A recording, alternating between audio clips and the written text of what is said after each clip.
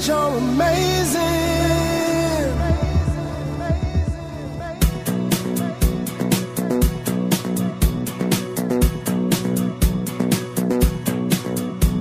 Say you don't know how to do it now, so you run. It's not that you're bleeding, but you're through it now, so you run, so you run. I know that you need it, you can't live alone, so you run, so you run. Everyone says you're amazing now that you're clean, but only you know who the real ones are, 'cause you've seen. There's only one question I want to ask, is it healing when you hear everyone say you're amazing? Does anyone ask you, do you cry in your sleep? And do you feel O mar não para de avançar e a costa figueirense está cada vez mais ameaçada, nomeadamente a Tamargueira, a costa de Lavos, mas sobretudo a costa da Leirosa, mais propriamente a praia da Leirosa. Este é um dos assuntos que vamos tratar aqui entre nós, hoje com uma estreia. Isabel Maranha Cardoso, bem-vinda a este debate, a esta tertúlia, é mais do que um debate, é uma tertúlia sobre as notícias que foram destaque durante a semana no Diário As Beiras. Ao contrário daquilo que foi anunciado na semana passada, Catarina Oliveira não pode afinal juntar-se a este painel por razões profissionais, mas entretanto estão aqui Isabel Maranha Cardoso e também João Pedrosa Russo, que é já um repetente da longa data, não é? Foi o primeiro que começou sozinho, por isso cá estamos nós para mais uma edição, e esta com a novidade de termos mais um comentador. E começo precisamente pelas senhoras. Isabel Maranha Cardoso, na quinta-feira o Diário As Beiras destaca na primeira página e com desenvolvimento depois na secção da Figueira da Foz, o início das obras da proteção costeira aqui na Figueira da Foz, isto a propósito da visita do Ministro do Ambiente, Jorge Moreira da Silva. Acredita que desta é a mesma de vez? Porque já assistimos a outras visitas de outros responsáveis governamentais e da tutela do ambiente. Jota, em primeiro lugar, deixe-me só dizer e agradecer o seu convite e dizer que é um gosto estar aqui convosco, com o João Russo, amigo de muitos anos.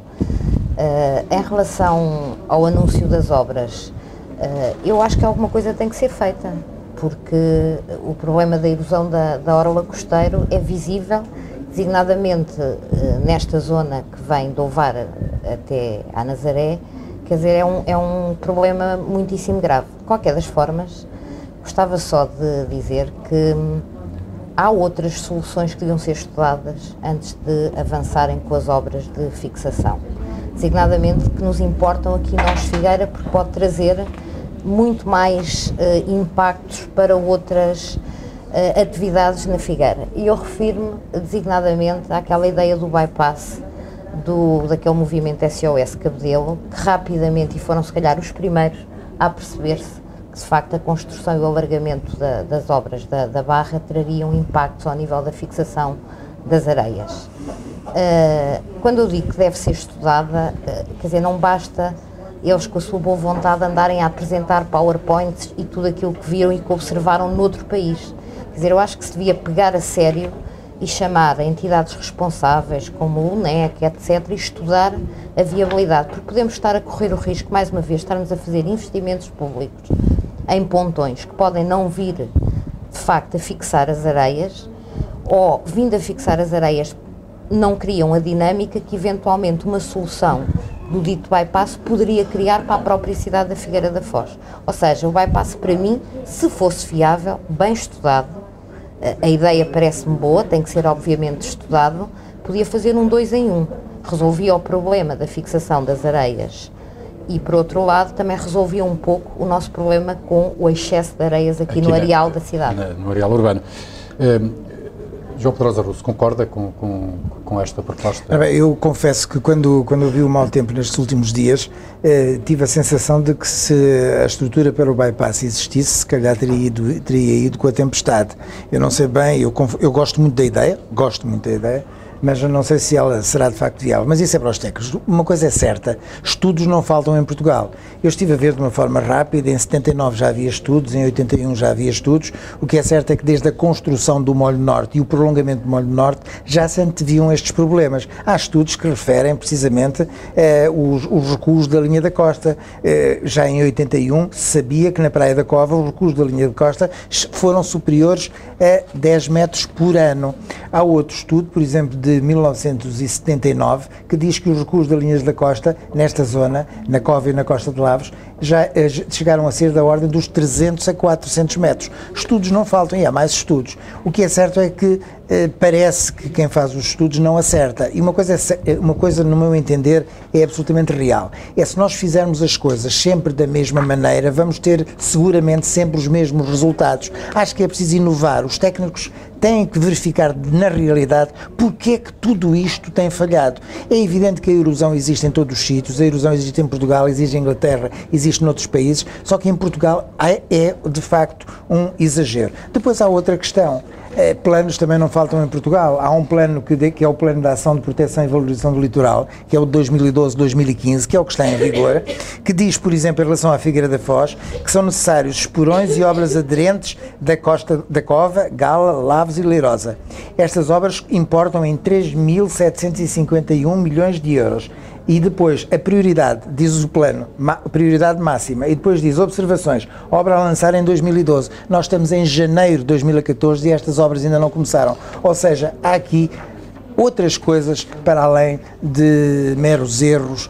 Eu confesso, já estou um bocado cansado destas visitas quando há tempestades. Eu prefiro que as visitas fossem feitas noutras alturas. Os residentes da Praia da Leirosa dizem ver para crer, não é? Tem toda a razão. Olha, digo uma coisa, se não fosse uma obra considerada ilegal na Costa de Lavos, se calhar teria havido danos muito, muito graves nas habitações e na própria população, que foi aquela obra do muro da Costa de Lavos, que em boa hora foi feita, mas era ilegal. Vamos passar agora para a edição de sexta-feira, levantamento histórico do acervo da ACIF, com a colaboração da Câmara Municipal da Figueira da Foz. Isabel Maranha Cardoso, há aqui uma parceria entre estas duas entidades, é uma boa parceria? Eu acho que sim. Aliás, isto ainda vem do executivo anterior, do qual eu fiz parte anteriormente, e acho que é uma boa parceria porque há um acervo muito importante que mostra muito bem, quando estiver, enfim, compilado e disponível, o progresso da Figueira da Foz, feito nos finais do século passado, de há 2 séculos. Já estamos século XIX. Século XIX, finais do século XIX e todo o percurso do século XX. E cruza sempre 3 instituições, que é o que hoje chamamos o município, na altura a Câmara Municipal, a Associação Comercial, que foi a primeira Câmara do Comércio e Indústria, e Misericórdia e Obra da Figueira. E todo esse estudo e toda a compilação desse acervo, eu acho que vai disponibilizar informação aos figueirenses, até para perceberem um bocadinho o percurso e a forma como esta cidade se valorizou e teve o seu esplendor, bem sei que na década de 50, 60, mas é muito interessante, já tenho lido alguma coisa. Aquilo que perspectiva, que objetivo esta parceria é que a ACIF vai fazer a recolha com o apoio da Câmara e depois irá disponibilizá-la ao público para consulta. Sim, eu penso que sim. O tratamento histórico está previsto naquele protocolo precisamente porque a informação está dispersa. Ela existe, mas tem que ser tratada, de facto. Este tipo de trabalho contribui para preservar a memória coletiva, João.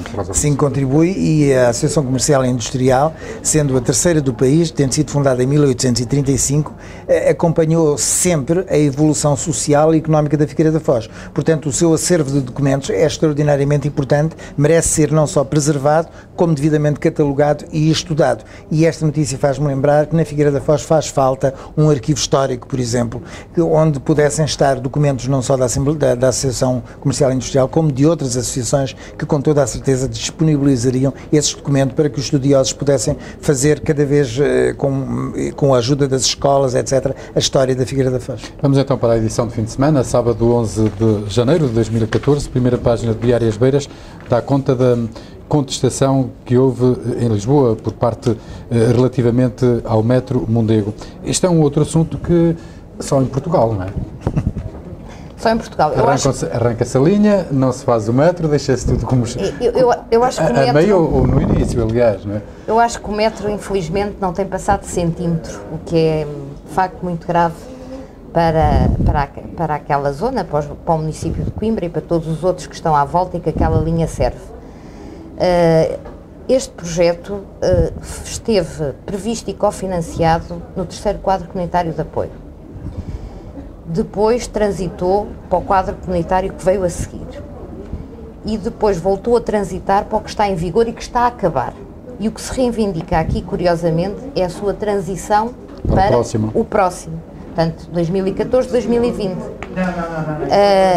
É evidente que eu não vou sequer discutir a bondade do projeto, porque todos nós sabemos como ele é importante, mas eu também percebo que muitos dos trabalhos que foram feitos pela Metro Mondego foram trabalhos muito demorados, daí não terem conseguido aproveitar aquelas verbas comunitárias que estavam disponíveis a tempo, porque, e se calhar aqui o meu amigo João Russo melhor do que eu entendo, só expropriação de terrenos e toda esta parte administrativa que tem os procedimentos de ter que fazer as chamadas DUPs, não é? Que é a Declaração de Utilidade Pública, e depois avançar com as expropriações, foi um processo muito moroso, que eu tive algum conhecimento e que demorou quase todo aquele quadro comunitário de apoio. Portanto, o que eu acho é que isto nos obriga a refletir que os nossos procedimentos administrativos e burocráticos são tão pesados, que se vira ao próprio feitiço contra o feiticeiro. O próprio Estado não consegue, em tempo,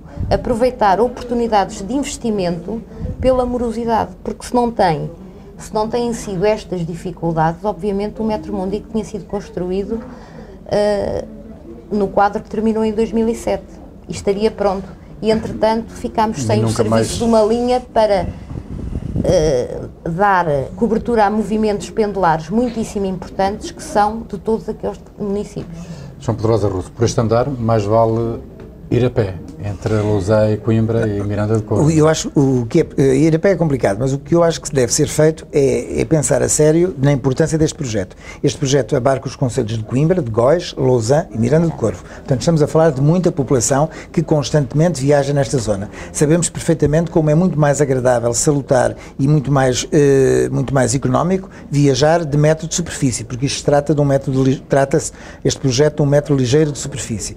Temos de ter consciência de que, apesar de termos demorado muito tempo, que a doutora Isabel falou no problema das expropriações, mas há uma coisa que se chama expropriações urgentes, e a expropriação urgente, se o Governo declarar que é urgente mesmo. O que é certo é que já se gastou neste Metro Mondego qualquer coisa como 100 milhões de euros. Portanto, já houve 2 empreitadas onde se gastaram estes 100 milhões. Faltam 3 empreitadas. É preciso concluir este projeto, porque este projeto é fundamental para a região e, além disso, o quadro comunitário de apoio permite que a comparticipação seja de 85%. Portanto, estamos a falar de muito dinheiro que, se não utilizarmos e não concretizarmos este projeto, vamos, obviamente, deixar de poder usar, o que é uma pena. Vamos avançar mais depressa do que o Metro Mondego. O comboio anda devagar. Para a edição de segunda-feira, o início da semana, porque ao domingo o Diário das Beiras não se publica. Deixe-me só interrompê-lo, só uma nota, porque este tema estava previsto para aqui, mas depois o próprio Diário das Beiras publicou o que se passou em Lisboa com a ida, e que coincidiu de facto com o congresso do CDS-PP e parece que não teve muita repercussão na imprensa, o que é pena, não é? Para a importância de um assunto destes. Desculpe, Jota. E não pararam na mialhada para comer leitão. Exatamente. Não tiveram direito a uma fatura pesada, segundo se queixam os delegados ao congresso do PP que vieram do Algarve, não é? Exatamente. Que se deslocaram do Algarve até a Oliveira das Meias. Passamos então para segunda-feira, isto a propósito da Leirosa, mas agora por um outro motivo, mas também pela erosão. O Bloco de Esquerda visitou a localidade e da comitiva fazia parte a deputada Helena Pinto e denunciaram poluição na Leirosa. Mas não viram. Não a viram, com origem nas 2 unidades celulosas. João Pedrosa Russo, Portanto, falou-se sem dúvida na poluição, que é certo, quando lá chegaram não havia poluição nenhuma. Parece que há alguma poluição, pelo menos a população queixa-se. O que é certo é que o deputado do Bloco de Esquerda, quando lá chegou, e os deputados municipais, quando lá chegaram, não viram poluição nenhuma. O que é certo é que o que me preocupa bastante é o facto da duna artificial que protege o emissário estar eventualmente a ser destruída. Isso é que é extremamente grave. Eu sei que a deputada do Bloco de Esquerda vai intervir na Assembleia da República sobre este assunto. Oxalá tenha sucesso e que os deputados do Bloco de Esquerda na Assembleia Municipal da Figueira da Foz, o deputado, neste caso, João Paulo Tomé. O João Paulo Tomé irá também falar sobre o assunto e ele diz que espero que estas coisas sejam esclarecidas. Não creio que na Assembleia Municipal o sejam, mas enfim, espero que a deputada na Assembleia da República tenha sucesso. Eu que tenho a dizer a propósito de poluição. Sim, a propósito de poluição, o que eu tenho a dizer é que, de facto, às vezes há aqui sempre um contraciclo, não é? Nós ansiamos por investimentos para a região, porque eles criam maior nível de produtividade, criam emprego, enfim, fazem como uma alavanca e um motor da própria economia local.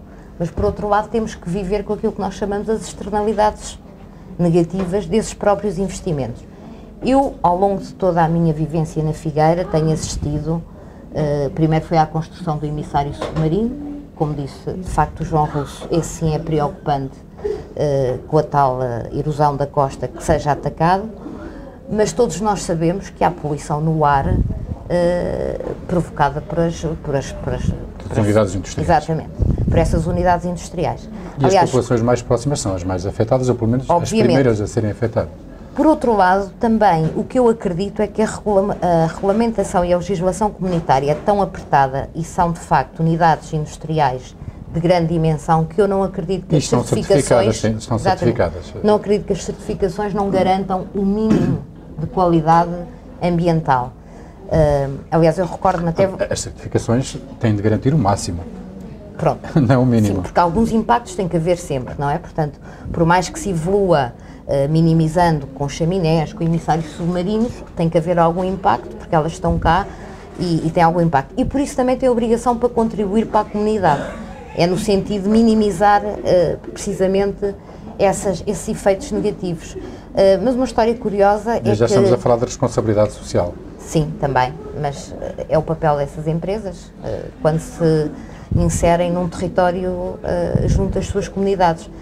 Só ia dizer uma coisa que tem alguma curiosidade, que me recordo de haver muitos olivais em Montemor Velho, portanto estamos a falar a 14 km da Figueira, e recordo-me do meu avô dizer que tinham deixado de dar boa azeitona a partir do momento em que foram construídas as celuloses na Figueira, portanto apanharam uma doença, as árvores, que nunca mais Terá sido recuperaram. Coincidência ou houve um estudo que comprovasse? Não faço ideia, ele dizia isso muito e de facto deixou de haver olivais. Ora, já que estamos em Montemor Velho, na terça-feira o Diário Beiras dá conta de que o Montemor Velho, a Câmara, claro, prepara ação de grande escala para travar as cheias. Este programa, de facto, hoje está a meter muita água, não é? Exatamente. Mas, para travar as cheias. Montemor Velho, ultimamente, não tem sido muito afetado pelas cheias. No último temporal, pouco afetaram. Mas mais vale prevenir, não é? Ou continuar a prevenir. Eu sou do tempo quando havia cheias, Montemor ficava quase submerso. Para passarmos de carro tínhamos pelo menos meio metro de água. Hoje, felizmente... Eu sou do tempo de ir para a escola de barco. De barco, fiz lá a primeira classe. Aqui a doutora Isabel é de Montemor, não sei se sabe, de Montemor Velho. Sim, sim. Simplesmente, portanto, fez-se o balanço do mau tempo, apontaram as soluções, só é pena que muitas vezes só nos lembremos de Santa Bárbara quando faz trovões, porque nós esquecemos que a regularização do Rio Mondego ainda não terminou, é preciso acabar essas obras, já se fala nisso há muito tempo. As obras iniciaram-se na década de 80, ainda não terminaram, já era a altura de acabarmos com estas obras de regulação do Rio Mondego, que tenho a certeza absoluta irão minorar estas cheias e estas ações nocivas no ambiente. A Câmara de Montemor Velho não quer ir de barcos a remos, mas quer ir numa lancha rápida para tentar travar as cheias. Exatamente, mas eu ia dizer uma coisa ainda mais provocante, ia dizer que se o modelo for bom, também o podemos aplicar à Figueira, porque também estamos a precisar de resolver o problema das inundações sempre na que Baixa chove, da cidade. Na Baixa da cidade, portanto, se o modelo for bom... E nas abadias. Podemos sempre importar. Só que essa solução já é dos anos 50, já existe desde os anos 50 e ninguém a aplicou. Então vamos despedir-nos desta edição da Câmara Oculta com uma das notícias que é publicada quarta-feira, dia 15 de janeiro, no Diário As Beiras, e que tem a ver com, é hoje, que com a nomeação de Vítor Romão Lourenço, um médico figueirense que vai presidir ao Centro de Medicina de Reabilitação Rovisco Pais, que, como se sabe, está na Tocha, aqui bem perto de nós. Exatamente. É uma boa notícia, é um figueirense. É um figueirense. Sempre que é um figueirense é uma boa notícia. E lendo como eu li o breve texto que o Diário das Beiras publicou com o currículo, parece-me que estamos bem entregues e que é de louvar, de facto, porque é uma pessoa já com um currículo muito conceituado e que tenha, de facto, aceitado este desafio e ao qual só podemos desejar um maior sucesso. Claro. Porque esta unidade de saúde é muitíssimo importante. Só que é uma pena que grande parte dos figueirenses, nomeadamente figueirenses muito ilustres, que nós temos bastante, na Universidade de Coimbra, etc., tenham que emigrar, tenham que sair da Figueira da Foz para se evidenciarem. O Dr. Vítor Lourenço está de parabéns, vai presidir a uma unidade hospitalar bastante importante no campo da reabilitação e reintegração socioprofissional, daquelas pessoas que sofrem danos físicos graves. Ainda por cima é uma instituição que está ligada à investigação e ao ensino, juntamente com outras instituições de ensino superior, e que tem uma unidade de internamento moderna, muito importante, com 80 camas. Portanto, é um figueirense que está de parabéns, oxalá tenha sucesso. São esses os nossos votos. E os nossos votos é que pode continuar a acompanhar-nos na Figueira TV, aqui entre nós, que regressa na próxima semana.